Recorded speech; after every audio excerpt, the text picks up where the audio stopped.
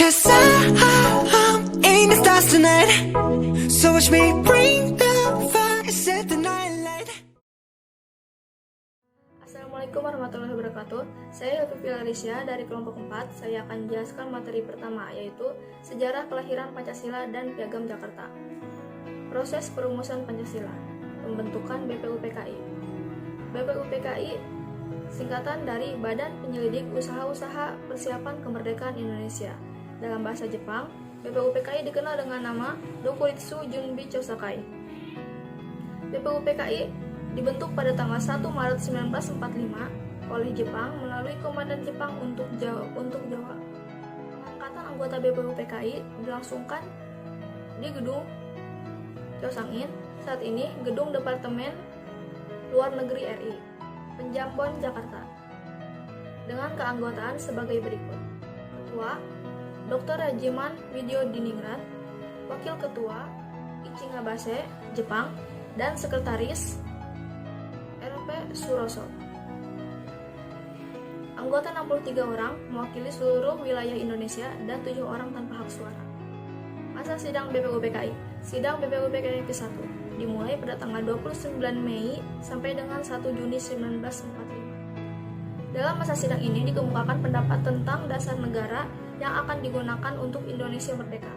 Pemikiran ini dikemukakan oleh 3 tokoh, yakni Mr. Muhammad Yamin, Profesor Dr. Supomo, dan Insinyur Soekarno. Pidato Mr. Muhammad Yamin disampaikan pada tanggal 29 Mei 1945 dengan judul Azas dan Dasar Negara Kebangsaan Republik Indonesia. Intinya sebagai berikut: 1. Pri kebangsaan, 2. Pri kemanusiaan, 3. Pri ketuhanan, 4. dan 5. Kesejahteraan rakyat. Selanjutnya, pidato Profesor Dr. Supomo disampaikan pada tanggal 31 Mei 1945 yang intinya sebagai 1. Persatuan, 2. Kekeluargaan, 3. Keseimbangan lahir dan batin, 4. Musyawarah, dan 5. Keadilan sosial. Selanjutnya, pidato Insinyur Soekarno disampaikan pada tanggal 1 Juni 1945 yang intinya sebagai berikut: 1. Kebangsaan Indonesia, 2. Internasionalisme dan Pri kemanusiaan, 3. Mufakat atau demokrasi, 4. Kesejahteraan sosial, dan 5. Ketuhanan yang Maha Esa. Atas saran temannya yang ahli bahasa, 5 asas yang disampaikan oleh Soekarno diberikan nama Pancasila, sehingga saat sebagian orang setiap 1 Juni memperingati kelahiran istilah Pancasila. Sebelum masa sidang kedua, BPUPKI membentuk Panitia 9. Tugas Panitia 9 adalah menampung aspirasi tentang pembentukan dasar negara untuk Indonesia merdeka. Panitia 9 terdiri atas 1. I.R. Soekarno, 2. Abdul Qohar Muzakir, 3. Dr. Andes Mohatta, 4. Kiai Haji Abdul Wahid Hashim, 5. Mr. Muhammad Yamin, 6. Haji Agus Salim, 7. Mr. A. Maramis, 8. Abi Kusno Cokro Suyoso, dan ke-9 Mr. Ahmad Subarjo. Pada tanggal 22 Juni 1945, Panitia 9 berhasil merumuskan dasar negara yang oleh Mr. Muhammad Yamin dinamakan Jakarta Charter atau Piagam Jakarta. Baiklah, selanjutnya materi kedua dengan judul Tokoh Perumusan Pancasila. Pancasila sebagai dasar negara dirumuskan oleh tokoh nasional melalui Sidang Badan Penyelidik Usaha-Usaha Persiapan Kemerdekaan Indonesia BPUPKI, yaitu sebagai berikut. Yang pertama, Muhammad Yamin lahir di Sawah Lunto, Sumatera Barat pada tanggal 24 Agustus 1903 dan wafat pada tanggal 17 Oktober 1962, Jakarta. Dan yang kedua, Supomo lahir pada tanggal 22 Januari 1903 di Sukoharjo, Jawa Tengah,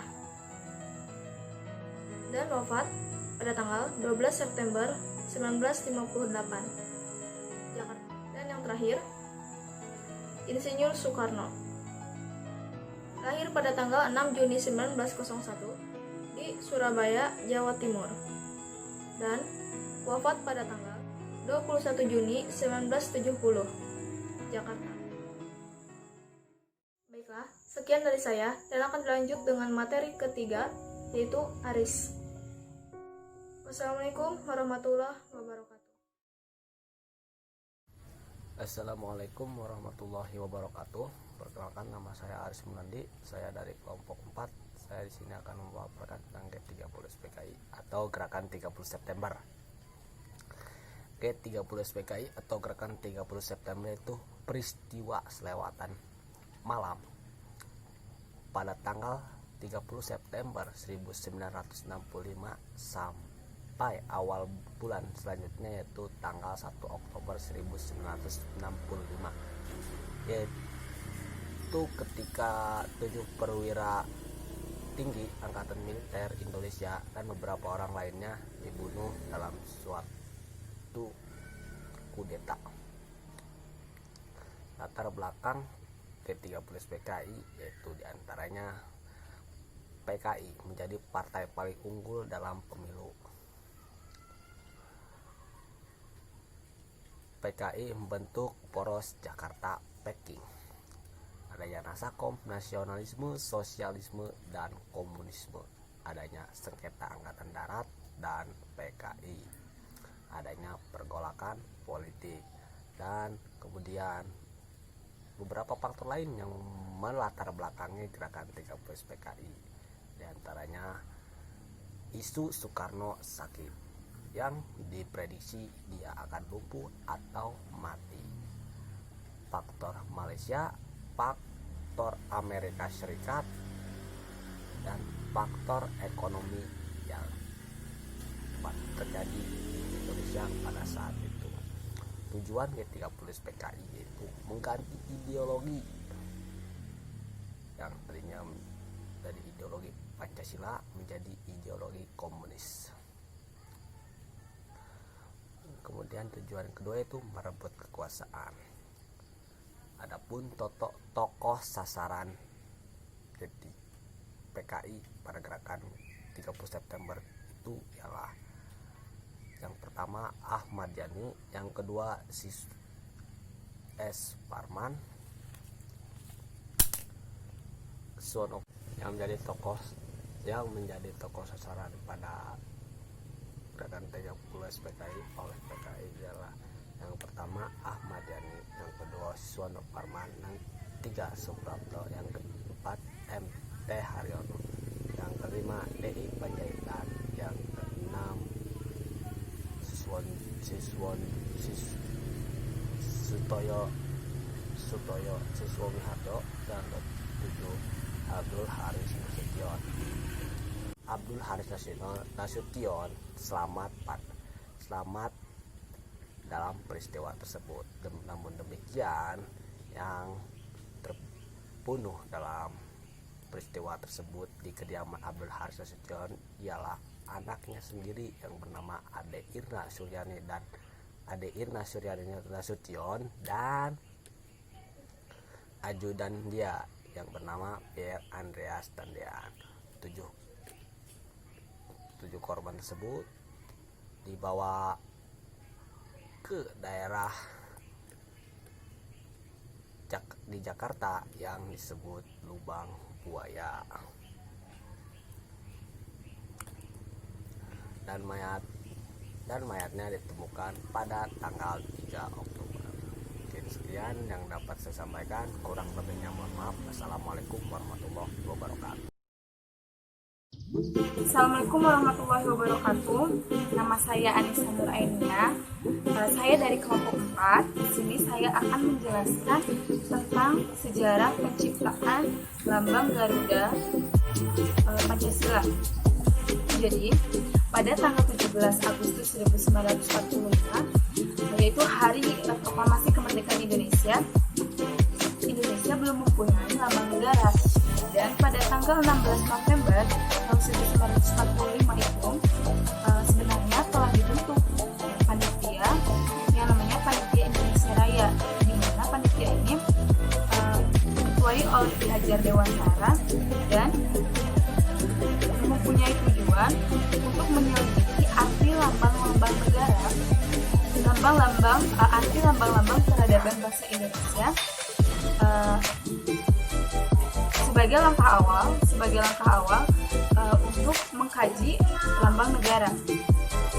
Lalu pada tanggal 27 Desember tahun 1949, berbarengan dengan penyerahan kedaulatan bangsa Indonesia oleh Belanda pada konferensi Meja Bundar. Nah, pada saat itu Indonesia berbentuk Republik Indonesia Serikat yang mengharuskan Indonesia itu memiliki lambang negara. Nah, maka Presiden Soekarno mengeluarkan keputusan Presiden nomor 2 pada tanggal 30 Desember tahun 1949 yang isinya itu mengangkat Sultan Hamid II sebagai Menteri Negara Gender Portofolio atau menteri yang tidak mengepalai kementerian. Nah, yang diberi mandat atau diberi tugas untuk merancang lambang-lambang negara dan mempersiapkan gedung Republik Indonesia Serikat.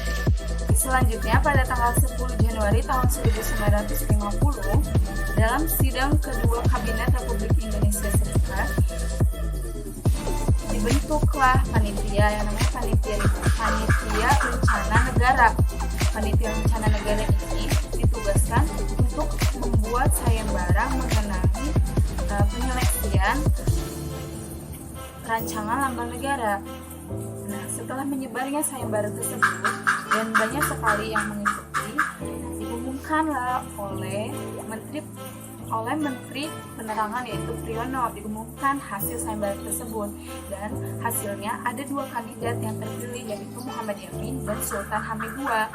Dan ternyata yang terpilih salah satu dari keduanya itu adalah Sultan Hamid II, rancangan lambang negara milik Sultan Hamid II, yaitu Garuda. Kenapa yang Muhammad Yamin tidak terpilih? Karena rancangan lambang negara milik Muhammad Yamin terdapat sinar-sinar matahari, di mana sinar-sinar matahari tersebut menandakan bahwa itu adalah pengaruh dari Jepang. Makanya yang Muhammad Yamin itu tidak terpilih. Nah, setelah terpilih ada perubahan dalam rancangan lambang negara tersebut. Yang tadinya ada pita merah putih di bawah cengkraman itu, tadinya pita merah putih. Nah, itu diganti menjadi pita warna putih saja dan ditambahkan dengan kalimat atau semboyan Bhinneka Tunggal Ika. Nah, setelah itu pada tanggal 8 Februari tahun 1950, rancangan lambang negara milik Sultan Hamid II ini mendapatkan masukan dari Partai Masyumi yang tadinya gambar Garuda memiliki bahu dan tangan yang sedang memegang perisai itu dihilangkan karena dianggap terlalu mitologis. Pada tanggal 11 Februari tahun 1950 diresmikanlah lambang negara tersebut dari rancangan Sultan Hamid II. Setelah diresmikan pada tanggal 15 Februari tahun 1950 diperkenalkan kepada khalayak umum oleh Presiden Soekarno. Tapi walaupun telah diresmikan dan telah diperkenalkan ke khalayak umum, namun masih terjadi perubahan-perubahan seperti yang tadinya gambar Garuda memiliki kepala yang buntut itu dirubah menjadi berjambul karena atas masukan dari Soekarno. Nah, dan juga cengkraman pada pita yang tadinya cengkraman itu berada di belakang menjadi di depan. Nah, setelah itu pada tanggal 20 Maret tahun 1950 itu perintah Presiden Soekarno itu memerintahkan kepada pelukis negara yaitu Abdullah, pelukis istana Abdullah untuk melukis setelah terjadinya perubahan-perubahan tersebut. Nah, yang terakhir adalah pembuatan patung Garuda itu dengan berbahan perunggu dan berlapiskan emas dan disimpan di ruangan kemerdekaan Monumen Nasional. Terima kasih. Sekian dari saya. Mohon maaf jika ada kekurangan. Wabillahi taufiq wal hidayah. Wassalamualaikum warahmatullahi wabarakatuh. Get up in the morning, cup of milk, let's rock and roll. Kink out, kick the drum, rolling on like a rolling stone. Sing song when I'm walking home, jump up to the top of LeBron. Ding dong, call me on my phone, nice tea and I'll get my ping pong.